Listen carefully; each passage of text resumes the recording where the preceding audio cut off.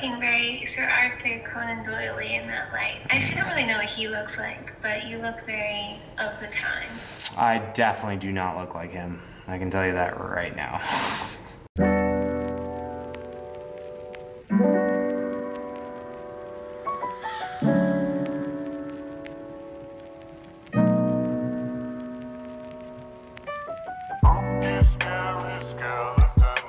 Shivers down your spine.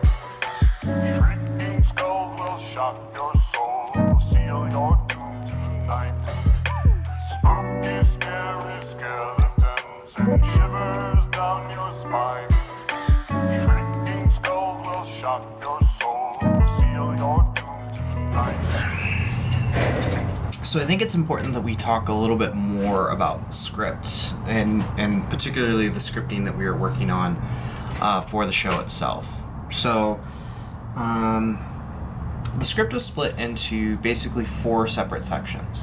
And section 1 was the introduction to the seance itself and to the characters that were involved.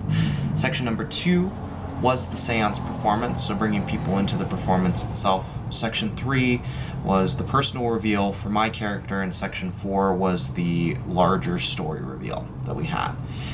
And my intent with the story was how do we use narrative and monologues to pull people along, pull them farther into characters without doing the murder mystery thing, or the murder mystery dinner, where you basically have everybody get a character, they get a character bio sheet, and then the whole entire night is spent as a murder mystery. We had played with that idea for a bit to give people better context, but the problem with it is it detracted from the main impetus of the show, which was, of course, the magic and the seance itself. So to do that, I created this storyline that was meant to be super interesting and have this moral dilemma at the end, but we found out that too detracts from the magic itself. So if there's any big lesson that we learned moving forward with this, it was really to deconstruct what we were trying to do. I was trying to be a little bit too clever, I think, and started shaving off all of those things that weren't important and really refocusing on what was important. And for this show in particular, I think it's the magic. And again, going back to that really simple, magic adage of, is it real or is it not? And by taking away the moral dilemma and putting it back onto the dilemma of whether it's real or not, I think we were able to create something more powerful and impactful, but we'll see if that works tonight. So this is also another important part of the show that we included with, especially during COVID times. I didn't want to have the COVID precautions take away from the experience itself. One of the biggest problems I always had with immersive shows is that there's this weird transitional time where you have the rules established for the world and then you're thrown into the world.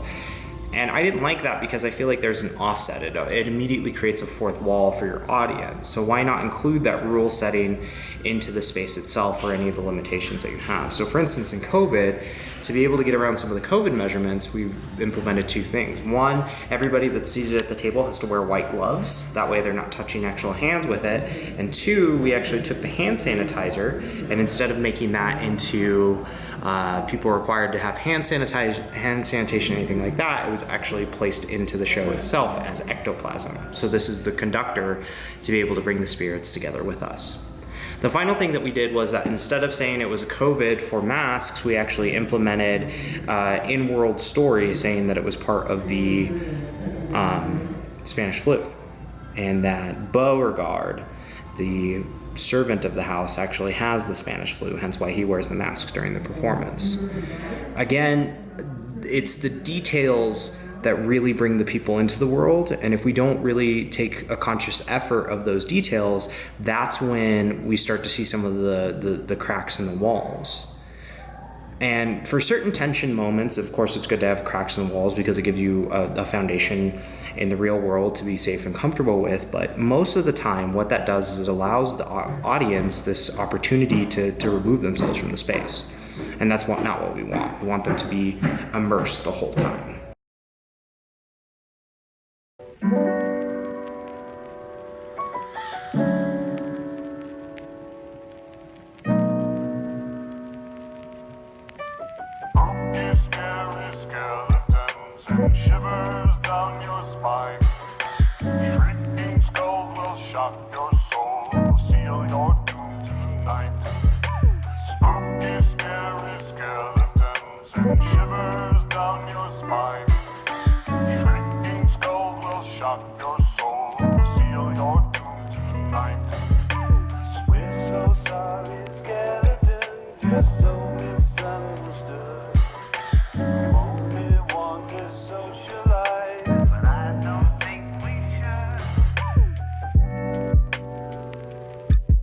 We're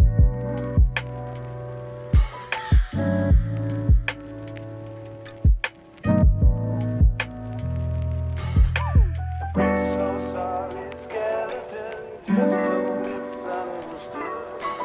Only want to socialize, but I don't think we should. Spooky, scary skeletons and